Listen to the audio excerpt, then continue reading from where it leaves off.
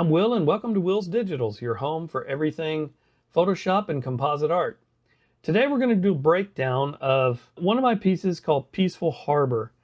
This one is kind of borderline composite. It really was a picture that I just modified some lighting on and added some texture. I haven't really added any actual elements to it, but let's take a look at it anyway. Okay, so if we go down to the bottom, let's first of all have a look at the boat. This is a boat, and I removed the sky from it. I shot this, I think, down in Port Aransas, Texas, on the coast, and I liked it, but I wanted something more dramatic. So underneath it, I added this sky, and then I darkened that sky up a little bit with a curves layer, as you can see right here.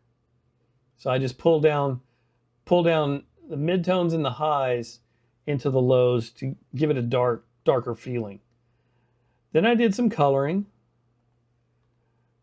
to kind of pink everything up a little bit, I guess you could say. And I doubled that up to kind of, I needed it stronger. So I just put two of them on top of each other. Notice blend mode for the lower one is darken, and the upper one is color, because all I wanted to do was darken the color up a little bit. Above that, I have a dodge and burn layer, which basically I just used to turn the lights on inside the boat cabin. As you can see, let me turn it off and on again real quick. See, I just turned lights on in there. Then I had a hue saturation layer that only affected the boat. I kind of got rid of a lot of the pink that was in the boat. So we basically just brought the lightness down, darkened it up a little bit, brought the saturation down, and moved the color just a little bit. Then I added a texture. This is actually one of my favorite textures. I use it on all kinds of stuff. But if we have a look at it here, above that, we have a brightness and contrast layer, which you can see again was used to kind of darken everything up. So we increased the contrast quite a bit, and then we lowered the brightness just a little bit, so it still darkened it up. It was at about this point I decided I wanted this to be a nighttime shot. At first I think I wanted it dark and dramatic, but I decided I wanted to have it be a nighttime shot. Then I did a dodge and burn layer where I actually lit the lamps, the street light looking things, as you can see. And some of the radar equipment normally has lights on, so I lit that up. Then I did the move, which is where I took everything and took it down to one layer, which when I click it, you won't see any difference because basically it's everything underneath it all merged into one layer. And then I used just a layer with yellow on it, and I painted in just a little bit more yellow where the lights are, as you can see. I also made the boat itself a little more yellow so that the lights that were shining were turning that yellow as well. Then I did another move, or I did a copy of the move on this one. And here we used find edges, which is real good to make something look painterly. I don't think there's a good way I can show you exactly what find edges looks like. Maybe I can if I click it. Let's just see. No.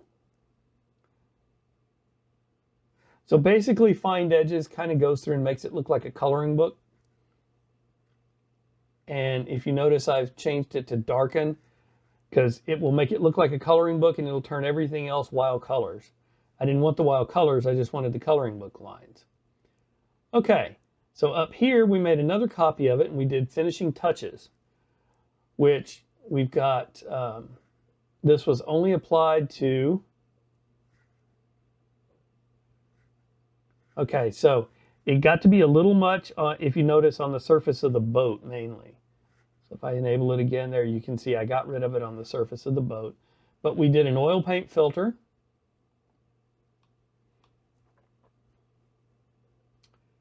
And these are the settings I used for that. And I'm no oil paint filter expert. I just moved them around until I liked what I saw. And then I did, of course, camera raw. Actually, looking at these, I did camera raw first. But let's have a look here. What did we do? So we brought the exposure way down. As you can tell, it just wasn't getting dark enough to make it look like it was nighttime. We upped the contrast. We upped the highlights so that the light bulbs or the shining lights and things like that would show up. We did lower the whites though, because I was trying to get the yellow, and we upped the blacks. The color, we made it a more blue temperature because it's supposed to be at night. The original was pretty yellow because it was photographed during the day. We brought the vibrance up a little bit, and the saturation just a smidge. Gave it a little bit of texture, a little bit of clarity. Actually, we gave it a lot of texture, I think. We gave it some clarity, and we dehazed a little bit. Did not vignette because everything was already almost vignetted already. And I think that's all I did to it. So we can close that. Then I did a final dodge and burn layer just to try to bring those lights out a little more after everything we had done with the oil paint. By the way, to do a dodge and burn layer, don't use the dodge and burn tools over here in the toolbar. They're, number one, destructive, and number two, not as good. All you need to do is make a layer with 50% gray, and things that you want to make darker, color on them with black. Things you want to make lighter, color on them with white. And that will do a dodge and burn much easier and give you much more control, and it's non-destructive. You can always go back to the gray layer and redo whatever you want, or even start over. It's easy. And the final step, of course, is the signature. I put out a video a little while ago that, among other things, it was about custom brushes, but I did show you how to do a custom signature brush. But I think that's about it. It's really just a picture that's been manipulated a lot. It's not really a composite because I other than the lights, I didn't really add any kind of, other than turning on the lights, I didn't really do anything as far as adding stuff that wasn't already there. That and some texture, and then a lot of coloring and things like that. But that'll do it. Hope you enjoyed this. If you did, please like, subscribe, comment below. It really helps the channel, and I'll see you in the next video.